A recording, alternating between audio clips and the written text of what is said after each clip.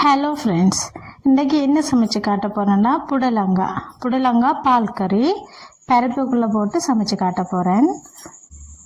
சாம்பார் இல்லை, பருப்போடு சேர்த்து கொஞ்சம் பிரட்டலாக எப்படி சமைக்கிறேன்னு காட்டித்தரேன். முதல் புடலங்காவை க்ளீன் பண்ணுவோம். சில புடலங்காயில் இந்த ரெண்டு பக்கத்தாலேயும் பார்த்தீங்கன்னா கருப்பு கோடு மாதிரி இருக்கும். அதில் நார் கூட இருக்கும். இதில் நார் இல்லை. ஸோ இதை ஈஸியாக க்ளீன் பண்ணிடலாம்.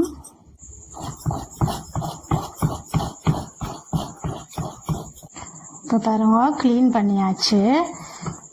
இப்போ இதை வெட்டுவோம்.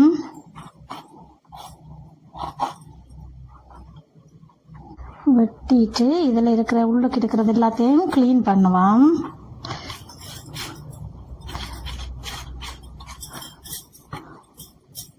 பாருங்க, க்ளீன் பண்ணியாச்சு. இப்போ இதை நீள் வாக்கில் இப்படி நீள வாக்கில் வெட்டிட்டு கழுவ வேணும். இப்போ பாருங்க, இப்படி வெட்டி இருக்கிறேன். இப்போ வெட்டிட்டு சின்ன சதுரமாக வெட்டுவோம். இப்போ பாருங்க, வெட்டிட்டோம். இதை 2-3 தண்ணி நல்லா வாஷ் பண்ணி எடுப்போம்.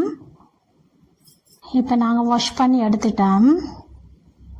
இப்போ நாங்கள் 1 கப் பருப்பு எடுத்து கழுவுவோம். இந்த பருப்பை நல்லா 2-3 தண்ணியில் நல்லா வாஷ் பண்ணி எடுத்துங்க.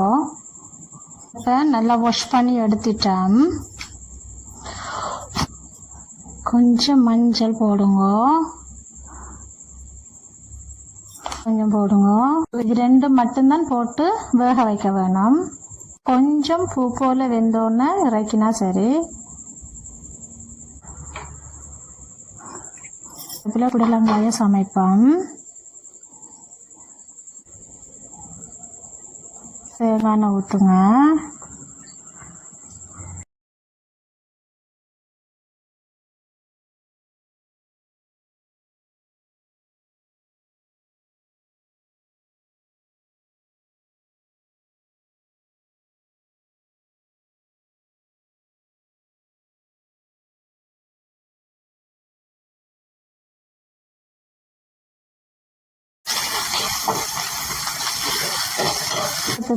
புடலங்காய் வேகிறதுக்கும் தான் இந்த உப்பு.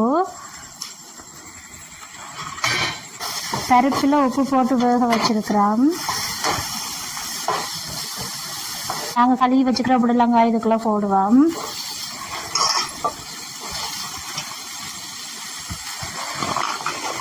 தண்ணி விட வேண்டாம். இப்படியே லைட்டாக வதக்கிட்டு மூடி வேக வச்சா வெந்துடும். ஏனெண்டா புடலங்காயில் தண்ணி இருக்குது.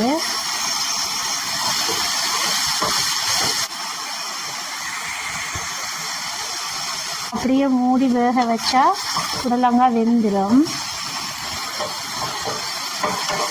வேற சட்டி எதுலேயும் சமைச்சாலும் தண்ணி விடக்கூடாது புடலங்காய்க்கு.